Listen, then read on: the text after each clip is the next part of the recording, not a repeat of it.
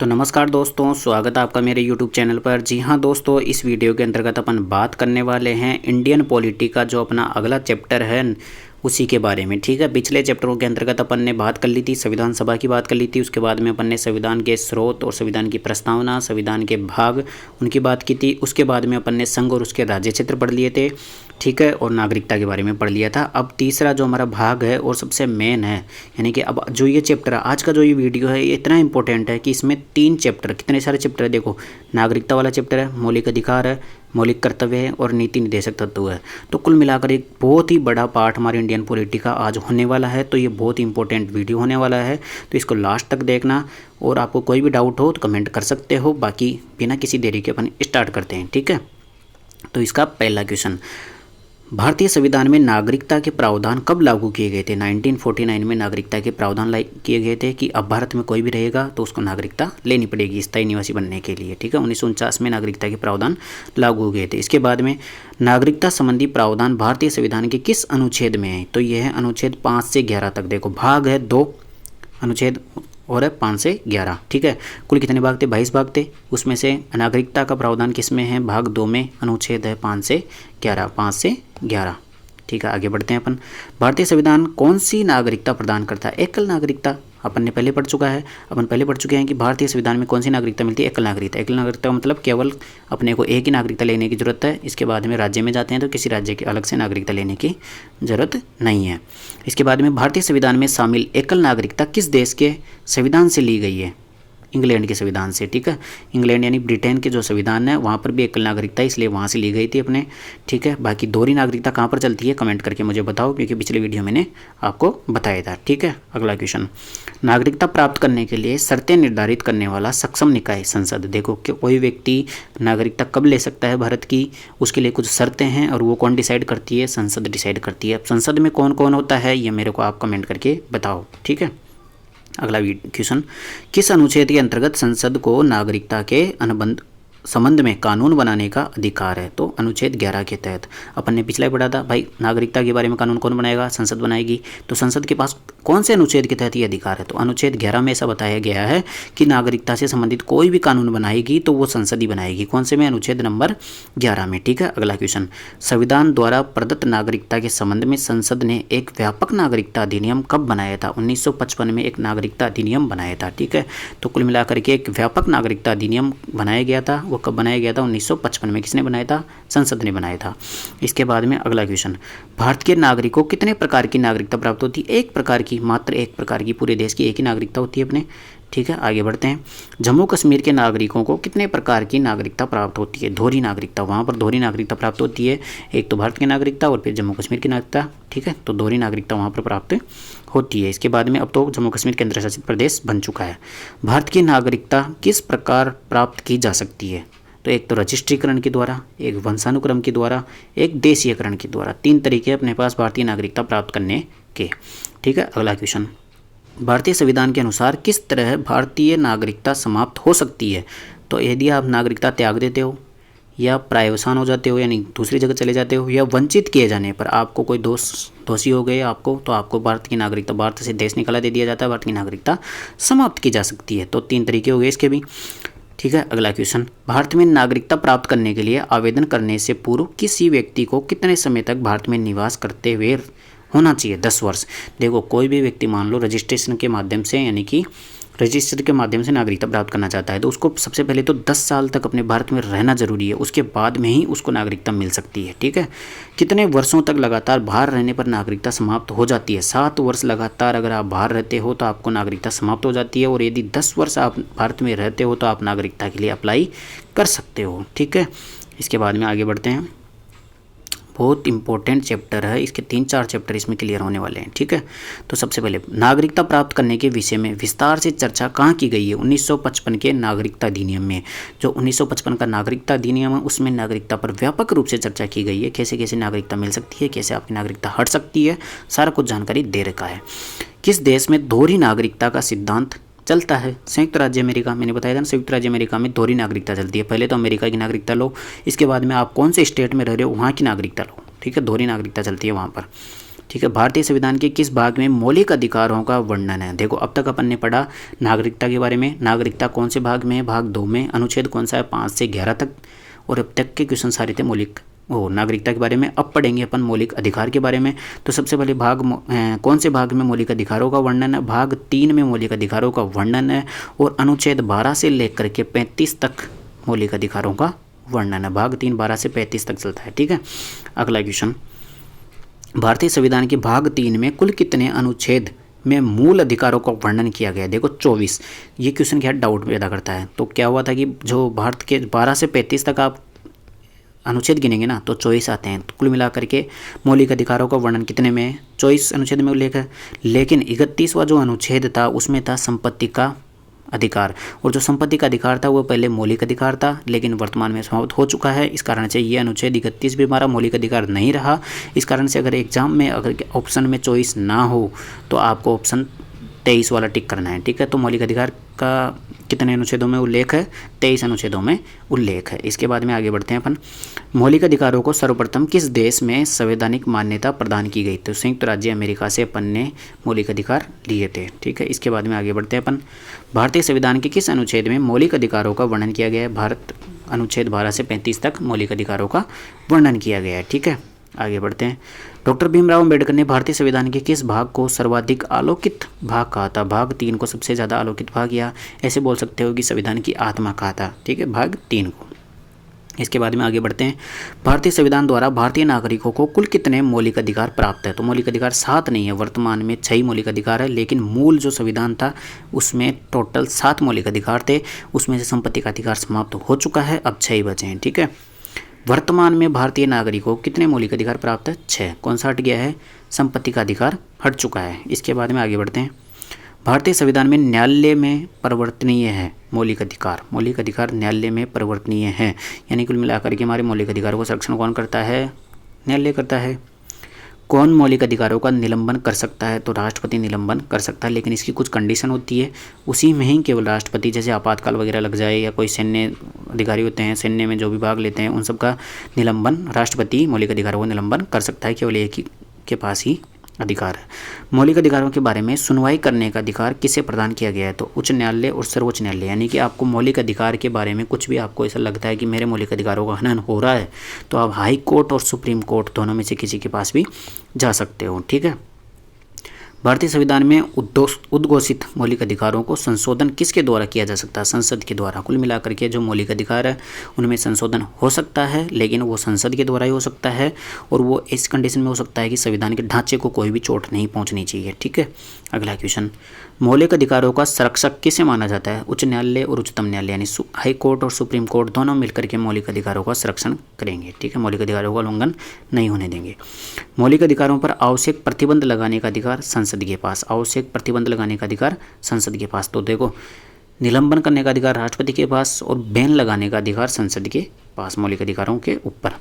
मौलिक अधिकारों का प्रमुख उद्देश्य क्या है? तो व्यक्तिगत स्वतंत्रता को सुनिश्चित करना। कुल मिलाकर के एक व्यक्ति अपने देश में स्वतंत्र है, उस पर कोई भी दबाव नहीं है या उसका कोई शोषण नहीं हो रहा है, ये सब बात किससे पता चलती है? मौलिक अधिकारों से। मौलिक अधिकार उसको ये सब करने की अनुमति देते हैं, ठीक है। इसके बाद में मौलिक अधिकारों को परिवर्तित करने की शक्ति किसके पास होती है? उच्चतम और उच्च न्यायालयों के पास, यानी कि सुप्रीम कोर्ट और हाई कोर्ट के पास मौलिक अधिकारों को परिवर्तित करने की शक्ति होती है, ठीक है। इसके बाद में आगे, भारतीय संविधान के किन अनुच्छेदों में समानता का अधिकार किया गया है? तो देखो, समानता का कितने मौलिक अधिकार है? 6 मौलिक अधिकार है। समानता का अधिकार है अनुच्छेद 14 से लेकर के 18 तक समानता का अधिकार है। इसके बाद में आगे बढ़ते हैं अपन। विधि के सामने समानता का अधिकार कौन सा अधिकार है? तो नागरिक अधिकार। कौन सा अधिकार है? नागरिक अधिकार। विधि के सामने समानता का अधिकार जो अनुच्छेद 14 है, ये केवल भारत के नागरिकों को मिला हुआ है। विदेश के जो भी लोग हैं उनको नहीं मिला हुआ है, यहाँ पे रहते हैं उसको नहीं मिला हुआ है, ठीक है। इसके बाद में भारतीय संविधान के किस अनुच्छेद में कानून का समान संरक्षण यानी विधि के समक्ष समान? अनुच्छेद 14 में विधि के समक्ष समान बताया गया है, ठीक है। कानून के सामने सब समान है, किसी के साथ भेदभाव नहीं होगा। इसके बाद में आगे बढ़ते हैं। भारतीय संविधान की अस्पृश्यता उन्मूलन यानी कि छुआछूत का विरोध या छुआछूत एक दंडनीय अपराध है, कौन से अनुच्छेद में है? अनुच्छेद 17 में।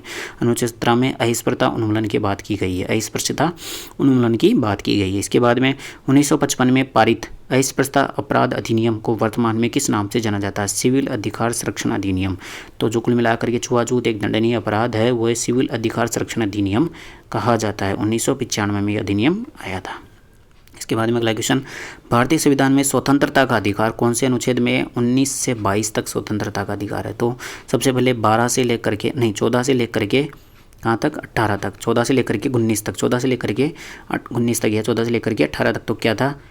समानता का अधिकार था। इसके बाद में 19 से 22 तक कौन सा है? स्वतंत्रता का अधिकार। 4 अनुच्छेद 19, 20, 21, 22 ये स्वतंत्रता का अधिकार है। इसके बाद में अगला क्वेश्चन, भारत का संविधान स्पष्टतः प्रेस की आज़ादी की व्यवस्था नहीं करता है, किंतु यह आज़ादी किस अनुच्छेद में निहित है? तो 19(1) में। ठीक है, तो सबसे पहले तो देखो ये एक स्वतंत्रता का जो अधिकार होता है उसका अनुच्छेद 19 है ना, उसमें लिखा हुआ अभिव्यक्ति की स्वतंत्रता का अधिकार, उसी में जो प्रेस की स्वतंत्रता आती है वो भी उसी में शामिल होती है, अनुच्छेद 19 के क में। ठीक है, इसके बाद में अगला क्वेश्चन, भारतीय संविधान का अनुच्छेद 21 किसके विरुद्ध संरक्षण प्रदान करता है? तो कार्यपालिका और विधायिका दोनों के प्रति हमें संरक्षण प्रदान करता है। तो सबसे पहले भारतीय संविधान का अनुच्छेद 21 है क्या? अनुच्छेद 21 है जीवन जीने का अधिकार। जीवन जीने का अधिकार कार्यपालिका और विधायिका दोनों से हमें क्या प्रदान करता है? संरक्षण प्रदान करता है। ठीक है, अगला क्वेश्चन, भारतीय संविधान का कौन सा अनुच्छेद व्यक्ति के विदेश यात्रा के अधिकार को संरक्षण प्रदान करता है? अनुच्छेद 21। अनुच्छेद 21 के तहत वो विदेश यात्रा कर सकता है। ठीक है, इसके बाद में अगली बात, भारतीय संविधान के किन अनुच्छेदों में शोषण के विरुद्ध अधिकार वर्णित है? तो शोषण के विरुद्ध अधिकार हमारा एक मौलिक अधिकार है, अनुच्छेद 23 और 24। ठीक है, तो सबसे पहले 14, 15, 16, 17, 18 5 अनुच्छेद तो समानता के अधिकार थे, 19, 20, 21, 22 ये स्वतंत्रता के अधिकार थे और 23 और 24 शोषण के विरुद्ध अधिकार है। ठीक है, इसके बाद में अगला क्वेश्चन, मौलिक अधिकारों के अंतर्गत कौन सा अनुच्छेद बच्चों के शोषण से संबंधित हुआ है? अनुच्छेद 24। अनुच्छेद 24 के तहत आप 14 साल से कम उम्र के बच्चों को कारखानों में, जो खतरनाक कारखाने हैं उनमें आप काम नहीं करवा सकते। ठीक है, तो अनुच्छेद 24 के तहत शोषण नहीं होना चाहिए बच्चों का। किस अनुच्छेद में कहा गया है कि किसी भी व्यक्ति को एक ही अपराध के लिए एक बार से अधिक आयोजित और दंडित नहीं किया जा सकता? अनुच्छेद 20 के तहत अपराध में संरक्षण देता है, यानी कि एक बार किसी व्यक्ति को अगर दंड मिल चुका है या उसका कुल चालान कट चुका है तो आप दोबारा उसको दंड नहीं दे सकते। जैसे कि अगर बाइक पे एक बार चालान कट गया ना तो 24 घंटे के अंतर्गत दोबारा चालान नहीं कट सकता आपका। ठीक है, अगला क्वेश्चन, धार्मिक स्वतंत्रता का अधिकार संविधान के किन अनुच्छेदों में वर्णित है? 25 से लेकर के 28 तक धार्मिक स्वतंत्रता। ठीक है, 23, 24 शोषण के विरुद्ध अधिकार और 25, 26, 27, 28 यह है धार्मिक स्वतंत्रता का अधिकार। ठीक है, एक तो था स्वतंत्रता का अधिकार, यह है धार्मिक स्वतंत्रता का अधिकार। इसके बाद में संविधान के किस अनुच्छेद में सिखों द्वारा कृपाण धारण करना धार्मिक स्वतंत्रता का अंग माना गया है? तो अनुच्छेद 25 के तहत सिखों द्वारा कृपाण धारण करना अनिवार्य है। ठीक है, और ठीक है ये बात बताई गई है इसमें, सिखों का कृपाण धारण करना अनुच्छेद 25 के अंतर्गत एक स्वतंत्रता का अंग माना गया है। ठीक है, इसके बाद में आगे बढ़ते हैं अपन, संविधान के किस अनुच्छेद में अल्पसंख्यकों को अपनी मनपसंद शिक्षण संस्थानों की स्थापित तथा संचालित करने का अधिकार? अनुच्छेद 30 के तहत। कौन से तहत? अनुच्छेद 30 के तहत। अनुच्छेद 30 आता है संस्कृति एवं शिक्षा का अधिकार, जो मौलिक अधिकार है उसमें अनुच्छेद 30 के अंतर्गत अल्पसंख्यकों के हितों की संरक्षण किया गया है। ठीक है, कुल मिलाकर के अल्पसंख्यक अपनी मनपसंद अनुसार शिक्षण संस्थानों की स्थापना कर सकता है और उनका संचालन कर सकता है। ठीक है, अगला क्वेश्चन, भारतीय संविधान के किस अनुच्छेद में संवैधानिक उपचारों का अधिकार है? वह अपना एक नया मौलिक अधिकार है, अनुच्छेद 32 संवैधानिक उपचारों का अधिकार। ठीक है, इसके बाद में अगला क्वेश्चन, संविधान के कौन सा अनुच्छेद शिक्षा का अधिकार प्रदान करता है? तो अनुच्छेद 21A है ना, वो शिक्षा का अधिकार है। ठीक है, शिक्षा का अधिकार किस में? अनुच्छेद 21A में। इसके बाद में मौलिक अधिकारों में से किसे डॉक्टर भीमराव अम्बेडकर ने संविधान का हृदय एवं आत्मा कहा था? संवैधानिक उपचारों का अधिकार, जो अनुच्छेद 32 है, अनुच्छेद 32 है संवैधानिक उपचारों का अधिकार, उसको भीमराव अम्बेडकर ने संविधान की आत्मा या संविधान का हृदय बताया है। ठीक है, इसके बाद में मौलिक अधिकारों को लागू करने के लिए किसी न्यायालय द्वारा जारी किया जा सकता है? तो रीट। ठीक से, कुल मिलाकर के सुप्रीम कोर्ट और हाई कोर्ट दोनों मौलिक अधिकारों को लागू करने के लिए रीट जारी कर सकती है। ठीक है, ठीक है, यहाँ तक समझ में आ गया? डिस्टर्ब के लिए थोड़ी सॉरी। अब आगे बढ़ते हैं अपन, यहाँ पर लिया था कुल मिलाकर के मौलिक अधिकारों को लागू करने के लिए किसी न्यायालय द्वारा जारी किया जा सकता है, रीट जारी की जा सकती है। ठीक है, 5 प्रकार की रीट होती है, उनके माध्यम से हमारे मौलिक अधिकारों का संरक्षण होता है। किस याचिका का शाब्दिक अर्थ होता है हम आदेश देते हैं। तो परमादेश, परमादेश जो 5 प्रकार की रीट होती है उसमें से एक रीट होती है परमादेश, जिसमें क्या दिया जाता है, आदेश दिया जाता है। ठीक है, आदेश दिया जाता है। इसके बाद में व्यक्तिगत स्वतंत्रता के लिए कौन सी रीट दायर की जा सकती है, वह है एबियस कार्पस यानी बंदी प्रत्यक्षीकरण की रीट। देखो इसमें व्यक्तिगत स्वतंत्रता इसलिए बताई गई है, किसी भी व्यक्ति को आप अगर बंदी बनाते हो तो 24 घंटे के अंतर्गत उसको न्यायालय में पेश करना पड़ता है, इसलिए बंदी प्रत्यक्षीकरण की रीट एक व्यक्तिगत स्वतंत्रता की रीट है। विभिन्न प्रकार के समादेश जारी करने का अधिकार सर्वोच्च न्यायालय के अतिरिक्त किसे प्राप्त है, तो राज्य के उच्च न्यायालय को, हाई कोर्ट को, यानी सुप्रीम कोर्ट के अलावा कौन रीट जारी कर सकता है, हाई कोर्ट जारी कर सकता है। इसके बाद में किसी न्यायालय अथवा न्यायाधिकरण के आदेश को रद्द करने के लिए कौन सी रीट जारी की जाती है, उत्प्रेषण। उत्प्रेषण रीट के माध्यम से आप जो जूनियर कोर्ट होते हैं उनके जो भी उनका निर्णय है उनको आप बदल सकते हो। ठीक है, उससे बड़ा जो न्यायालय होगा वो बदल सकता है। उत्प्रेषण भी एक रीट होती है, 5 प्रकार की रीट में है। ठीक है, 5 प्रकार की रीट में अपन ने 3 तो पढ़ ली, बंदी प्रत्यक्षीकरण पढ़ ली, उत्प्रेषण पढ़ ली और समादेश पढ़ ली, यानी कि जो परमादेश पढ़ ली, परमादेश। ठीक है, तो ये 3 तो पढ़ लिया अपन ने। भारतीय संविधान के अंतर्गत किसी भी व्यक्ति को गिरफ्तार अथवा बंदी बनाने पर नज़दीकी मजिस्ट्रेट के समक्ष उपस्थित होना है 24 घंटे के अंदर अंदर। किसी व्यक्ति को अगर आप गिरफ्तार करते हो या बंदी बनाते हो तो आपको 24 घंटे के अंतर्गत उसको जज के सामने प्रस्तुत करना होगा। किस स्थिति में बंदी प्रत्यक्षीकरण याचिका जारी किया जाता है, दोषपूर्ण पुलिस नज़रबंदी। दोषपूर्ण पुलिस नज़रबंदी के तहत बंदी प्रत्यक्षीकरण की याचिका जारी की जाती है। ठीक है, इसके बाद में आगे बढ़ते हैं। अगला क्वेश्चन, किसी व्यक्ति का अवैध निरोध के मामले में न्यायालय द्वारा जारीकृत प्रमादेश जारी किया जाता है, हेबियस कार्पस, यानी कि वही कौन सी, बंदी प्रत्यक्षीकरण। अवैध निरोध के मामले में न्यायालय द्वारा प्रमादेश जारी किया जाता है, हेबियस कार्पस। ठीक है, हेबियस कार्पस किसको बोलते हैं, बंदी प्रत्यक्षीकरण को बोलते हैं। इसके बाद में कौन सा समादेश किसी अवैध व्यक्ति से सरकारी पद को बचाने के लिए किया जाता है, अधिकार परीक्षा। देखो यदि कोई व्यक्ति मान लो उसको पूछते हैं, कोई मान लो दादागिरी चला रहा है तो उसको पूछेंगे किस सरकारी पद के आधार पर तू दादागिरी चला रहा है, तो वह अधिकार परीक्षा यानी अधिकार पूछना, ये भी एक प्रकार की रीट होती है। 4 प्रकार की रीट आ गई। अब आगे बढ़ते हैं। वह रीट जो भारत में सुप्रीम कोर्ट अथवा नहीं हाई कोर्ट और सुप्रीम कोर्ट द्वारा किसी व्यक्ति या सार्वजनिक संस्था का आदेश देती है कि वह अपने कर्तव्य का पालन करे, वो होती है परमादेश। अपन ने पढ़ी थी आदेश देना। यदि कोई व्यक्ति अपने कर्तव्य का पालन नहीं कर रहा है, सरकारी पद पर है, तो उसको परमादेश दिया जा सकता है। ठीक है, संविधान के अंतर्गत बंदी प्रत्यक्षीकरण समादेश जारी करने का अधिकार किसमें निहित है, सुप्रीम कोर्ट और हाई कोर्ट के पास। ठीक है, बंदी प्रत्यक्षीकरण का सुप्रीम कोर्ट और हाई कोर्ट के पास रीट जारी करने का अधिकार है। मौलिक अधिकारों को लागू करने के लिए किसको द्वारा रीट जारी की जाती है, किसके द्वारा, तो हाई कोर्ट और सुप्रीम कोर्ट दोनों के द्वारा मौलिक अधिकारों के संरक्षण के लिए रीट जारी की जाती है। इसके बाद में किसी कैदी को न्यायालय के समक्ष प्रस्तुत करवाने के लिए किस रीट की जारी की जाती है, बंदी प्रत्यक्षीकरण के माध्यम से। किसी भी कैदी को आप बंदी बनाते हो तो आपको जज के सामने 24 घंटे के अंदर प्रस्तुत करना पड़ता है। अगला क्वेश्चन, मौलिक अधिकार में किस बात की स्वतंत्रता नहीं है, हड़ताल करने की स्वतंत्रता नहीं है, ध्यान रख लेना। मौलिक अधिकारों में आपको स्वतंत्रताएं हैं लेकिन हड़ताल करने की बिल्कुल भी स्वतंत्रता नहीं है। अगला क्वेश्चन, कौन सा मौलिक अधिकार विदेशी नागरिकों को प्राप्त नहीं है, अभिव्यक्ति की स्वतंत्रता का अधिकार। ये कौन सा अनुच्छेद है, अनुच्छेद अभिव्यक्ति की स्वतंत्रता का अधिकार कौन सा है, अनुच्छेद 19। अनुच्छेद 19 देखो कौन कौन से अनुच्छेद है, टोटल अनुच्छेद अपने 23 अनुच्छेद है जो मौलिक अधिकार है। उसमें से कितने अनुच्छेद ऐसे हैं जो केवल भारत के नागरिकों को प्राप्त है, वह है देखो मैं बता देता हूँ 14, इसके बाद में 15, इसके बाद में 19, इसके बाद में 29 और इसके बाद में 30। तो 14, 15, 19, 29, 30 ये 5 ऐसे अनुच्छेद है जो केवल और केवल भारत के नागरिकों को प्राप्त है, विदेश के लोगों को नहीं है। ठीक है, इसके बाद में आगे बढ़ते हैं। किस वाद यानी मामला ने संसद को मौलिक अधिकारों में संशोधन का अधिकार दिया है, मौलिक अधिकारों में संशोधन का अधिकार, केशवानंद भारती वाद, यानी सब बात है 1973 की। 1973 में केशवानंद भारती विवाद के तहत मौलिक अधिकारों में संरक्षण किया जा सकता है, पहले ये नहीं था। इसके बाद में आगे बढ़ते हैं।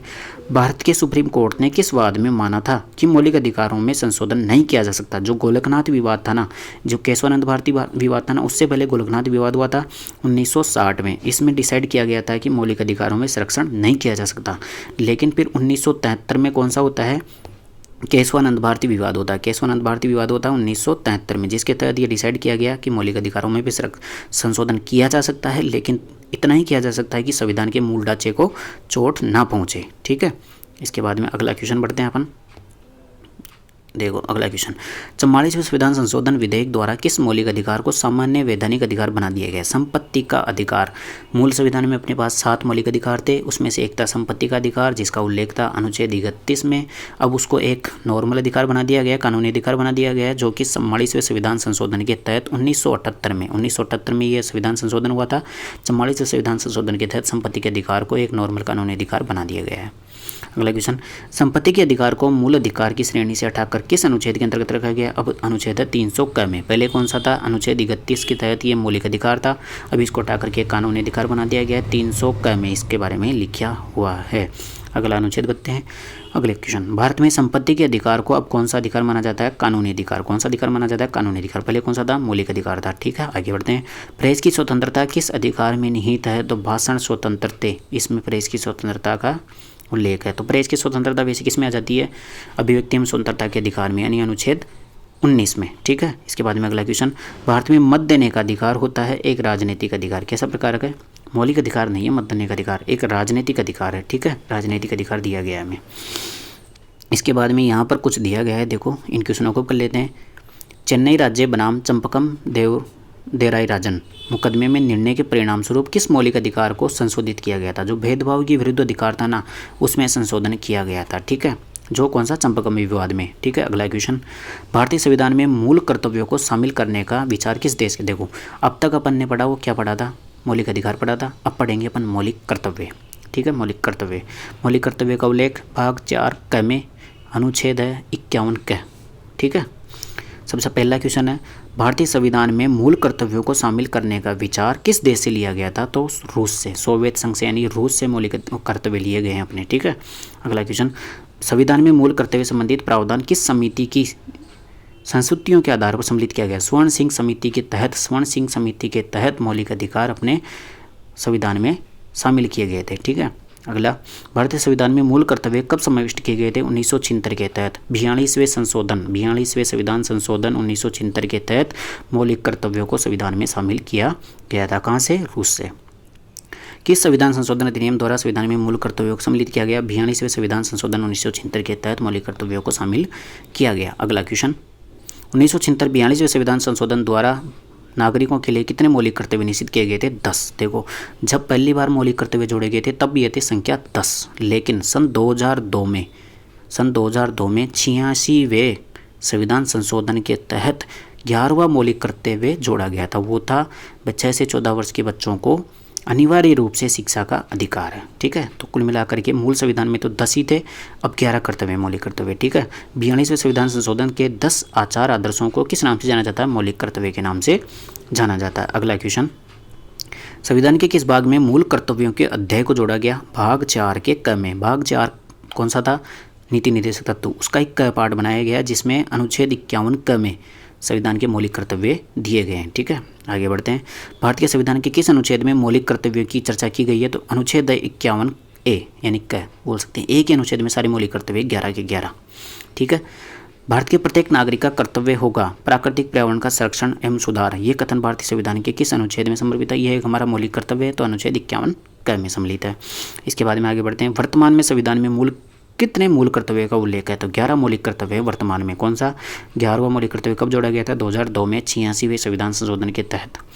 भारतीय संविधान में राज्य नीति निर्देशक तत्व ग्रहण किए गए हैं। तो अब देखो अपन ने पढ़ लिया मौलिक कर्तव्य से रिलेटेड, अब पढ़ेंगे अपन नीति निर्देशक तत्वों से रिलेटेड। तो सबसे पहला क्वेश्चन ये है कि भारतीय संविधान में नीति निर्देशक तत्व कहाँ से लिए गए हैं? आयरलैंड से लिए गए हैं। कहाँ से लिए गए हैं? आयरलैंड से लिए गए हैं। इसके बाद में अगला क्वेश्चन, नीति निर्देशक तत्वों का उल्लेख भारतीय संविधान में किस भाग में है? तो भाग 4 में इसका उल्लेख है, और भाग 4 क में किसका उल्लेख है? मौलिक कर्तव्यों का। भारतीय संविधान के किस अनुच्छेद में राज्य के नीति निर्देशक तत्व है? 36 से लेकर के 51। भाग 4 के 36 से लेकर के 51 तक किसका उल्लेख है? मौलिक नीति निर्देशक तत्वों का उल्लेख है। ठीक है, आगे बढ़ते हैं। अगला क्वेश्चन, संविधान का वह कौन सा भाग है जो संविधान के निर्माताओं के मस्तिष्क और उद्देश्यों को प्रतिबंधित करता है? तो राज्य के नीति निर्देशक तत्व कौन सा भाग है? संविधान का वह भाग है जो संविधान के निर्माताओं के मस्तिष्क और उद्देश्यों को प्रतिबंधित करता है। ठीक है, ये बात भी हो गई। अगला बढ़ते हैं। भारतीय संविधान में राज्य के नीति निर्देशक सिद्धांतों को शामिल करने के पीछे उद्देश्य क्या था? यानी कि भारतीय संविधान में जो नीति निर्देशक तत्व है उनको शामिल क्यों किया गया? तो कल्याणकारी राज्य की स्थापना करना। देखो नीति निर्देशक तत्व का मतलब होता है कि देश का हमारे प्रति क्या क्या कर्तव्य हैं, देश को क्या क्या करना चाहिए, तो यह है कल्याणकारी राज्य की स्थापना करना। इसलिए हम नीति निर्देशक तत्वों को शामिल किया गया। अगला क्वेश्चन, संविधान में राज्य के नीति निर्देशक तत्वों को शामिल करने के पीछे उद्देश्य पढ़ लिया अपने, सामाजिक आर्थिक लोकतंत्र की स्थापना, या तो कल्याणकारी समाज की स्थापना या सामाजिक आर्थिक और लोकतंत्र की स्थापना करना। ठीक है, ये दोनों उद्देश्य हैं इसके। इसके बाद में राज्य के नीति निर्देशक तत्व एक ऐसा चेक है जो बैंक की सुविधा अनुसार अदा की जाएगी, यानी पोस्ट डेटेड चेक। किसने कहा था? के.टी. शाह ने। के.टी. शाह ने जो नीति निर्देशक तत्व है उनको क्या कहा था? एक पोस्ट डेटेड चेक कहा था। इसके बाद में भारतीय संविधान का कौन सा अंग समाजवादी व्यवस्था स्थापित करने की प्रेरणा देता है? तो नीति निर्देशक तत्व एक समाजवादी व्यवस्था स्थापित करने की प्रेरणा देता है। ठीक है, इसका अनुच्छेद जो 38 है उसमें ऐसी समाजवादी व्यवस्था की बात की गई है जहाँ पर सबको न्याय मिले। इसके बाद में अगली बात करते हैं, भारत के संविधान में अंतर्राष्ट्रीय सुरक्षा को प्रोत्साहन देना सन्निहित है राज्य के नीति निर्देशक तत्व में। देखो, इसमें बात की गई है अंतर्राष्ट्रीय सुरक्षा को प्रोत्साहन देना, ये बात की गई है अनुच्छेद 51 में। अनुच्छेद 51 किस में आता है? नीति निर्देशक तत्व में आता है। ठीक है, तो हमारा देश का एक नीति निर्देशक तत्व है ये। इसके बाद में जो मूलभूत संविधान में कौन सा भाग राज्य में लोक कल्याण की संकल्पना सम्मिलित है? तो राज्य नीति निर्देशक तत्व का मुख्य उद्देश्य यही है, कल्याणकारी राज्य की स्थापना करना। इसके बाद में अगला क्वेश्चन, समान कार्य के लिए समान वेतन भारत के संविधान में निश्चित किया गया है। देखो, समान कार्य के लिए समान वेतन, ये अपने जो नीति निर्देशक तत्व है, नीति निर्देशक तत्व का अनुच्छेद कौन सा है? 39। अनुच्छेद 39 के तहत समान कार्य के लिए समान वेतन मिलना चाहिए। जैसे पुरुष क्रिकेटरों को और महिला क्रिकेटरों को समान वेतन मिलना चाहिए क्योंकि समान कार्य कर रहे हैं। ठीक है, अगला क्वेश्चन, भारतीय संविधान के किस भाग में न्यायपालिका तथा कार्यपालिका के पृथक्करण की बात की गई है? भाई, न्यायपालिका और कार्यपालिका अलग अलग होनी चाहिए, तो ये नीति निर्देशक तत्व। इसका अनुच्छेद कौन सा है? अनुच्छेद है, बताओ, 50। अनुच्छेद 50 के तहत कार्यपालिका और न्यायपालिका का पृथक्करण होना जरूरी है। किस संवैधानिक संशोधन अधिनियम ने राज्य के नीति निर्देशक तत्वों को मौलिक अधिकारों की अपेक्षा अधिक प्रभावशाली बनाया है?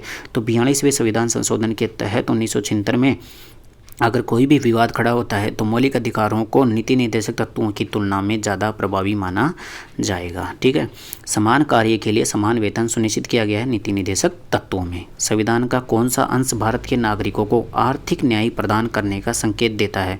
तो राज्य का नीति निर्देशक तत्व लोगों को आर्थिक न्याय का देता है। भाई, अनुच्छेद 39 के तहत यही बात क्या किया कि सभी लोगों को रोजगार मिलना चाहिए और समान कार्य के लिए समान वेतन मिलना चाहिए। कुल मिलाकर के आर्थिक न्याय मिल रहा है उनको, आर्थिक न्याय नीति निर्देशक तत्वों के माध्यम से दिया जाता है। भारतीय किस राज्य में समान संहिता लागू है? समान संहिता गोवा में लागू है। ठीक है, कहाँ पे लागू है? समान संहिता गोवा में लागू है। राज्य के नीति निर्देशक सिद्धांतों के अनुसार किस आयु तक के बच्चों को निःशुल्क अनिवार्य शिक्षा देने का अधिकार है? 14 वर्ष तक। 14 वर्ष तक आपको निःशुल्क और अनिवार्य शिक्षा का अधिकार है।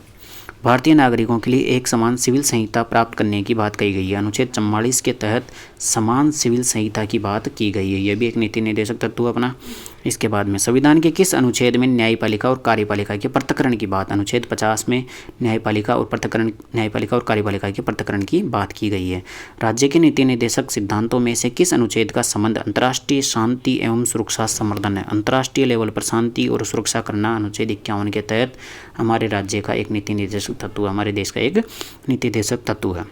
भारतीय संविधान के किस अनुच्छेद द्वारा निम्न दुर्बल वर्गों को शिक्षा संबंधी सुरक्षा प्रदान करना है? अनुच्छेद 46 के तहत दुर्बल वर्गों को शिक्षा देने का नीति निर्देशक तत्व है। काम करने के अधिकार को राज्य के नीति निर्देशक तत्वों में किस अनुच्छेद के अंतर्गत रखा गया है? यानी कि हर व्यक्ति को काम मिलना चाहिए, यह बात कौन सी नीति निर्देशक तत्व में बात की गई है? अनुच्छेद 41 में ऐसी बात की गई है। ठीक है भाई, हर व्यक्ति को काम मिलना चाहिए। अगला क्वेश्चन, किस नीति निर्देशक सिद्धांत को प्राय समाजवादी माना जाता है? तो ग्राम पंचायत की स्थापना करना एक समाजवादी सिद्धांत माना जाता है। ठीक है, समाजवादी सिद्धांत माना जाता है। इसके बाद में अगला क्वेश्चन, एक कल्याणकारी राज्य के निर्देश आदर्श वर्णित है राज्य के नीति निर्देशक तत्वों में। ठीक है, तो कुल मिलाकर के नीति निर्देशक तत्वों का जो हमारा उद्देश्य था वो यही था। ठीक है, कल्याणकारी राज्य की स्थापना करना। भारतीय के संविधान के किस अनुच्छेद में स्मारकों स्थान वस्तु का संरक्षण करने का लिए बाध्यकारी है? अनुच्छेद 49 के तहत हमें जो राष्ट्रीय महत्व की स्मारक है उनका संरक्षण करना है। ठीक है, अगला क्वेश्चन, अब भारतीय संसद के बारे में। इसके पहले यह मौलिक अधिकारों का वर्गीकरण देखो, कितने मौलिक अधिकार है? 6 मौलिक अधिकार है। समानता का अधिकार है 14 से 18, स्वतंत्रता का अधिकार है 19 से 22, शोषण के विरुद्ध अधिकार है 23-24, धार्मिक स्वतंत्रता का अधिकार है 25 से 28, संस्कृति एवं शिक्षा का अधिकार है 29-30, संवैधानिक उपचारों का अधिकार है 32, ओनली 32, ठीक है। तो समता का अधिकार है 5, स्वतंत्रता के अधिकार है 4, धार्मिक स्वतंत्रता भी 4, शोषण के विरुद्ध 2, संस्कृति एवं शिक्षा का अधिकार 2, संवैधानिक उपचारों का अधिकार 1, ठीक है। तो यहाँ पर ये अपना चैप्टर पूरा होता है। तो इस वीडियो के अंतर्गत अपन ने क्या क्या पढ़ लिया, देखो इस वीडियो के अंतर्गत अपन ने बहुत ही इंपॉर्टेंट 3 से 4 टॉपिक पढ़ लिए हैं। नागरिकता पढ़ ली, मौलिक अधिकार पढ़ लिए, मौलिक कर्तव्य पढ़ लिए और नीति निर्देश के तत्व पढ़ लिए। बहुत बड़ा पार्ट कंप्लीट आज हो चुका है। तो वीडियो पसंद आया तो वीडियो को लाइक करना, चैनल को सब्सक्राइब करना। अब अगले चैप्टर के अंतर्गत अपन भाग 5 जो कि आता है केंद्र सरकार, जिसमें अपन राष्ट्रपति, प्रधानमंत्री और मंत्रिपरिषद, इसके अलावा लोकसभा, राज्यसभा, महान्यायवादी, ये सभी कार्यपालिका के बारे में अध्ययन करने वाले हैं। फिर उसके बाद में न्यायपालिका का अध्ययन करेंगे, जिसमें सुप्रीम कोर्ट का अध्ययन करेंगे, हाई कोर्ट का अध्ययन करेंगे, इन सब का अध्ययन करेंगे। तो फिलहाल इस वीडियो के अंतर्गत इतना ही। वीडियो पसंद आया तो वीडियो को लाइक करें, कोई भी आपको दिक्कत हो तो कमेंट में बता सकते हैं, और आने वाली वीडियो के लिए चैनल को सब्सक्राइब कर दो ताकि आपको नोटिफिकेशन मिल जाएगा। तो ठीक है, जय हिंद, जय भारत।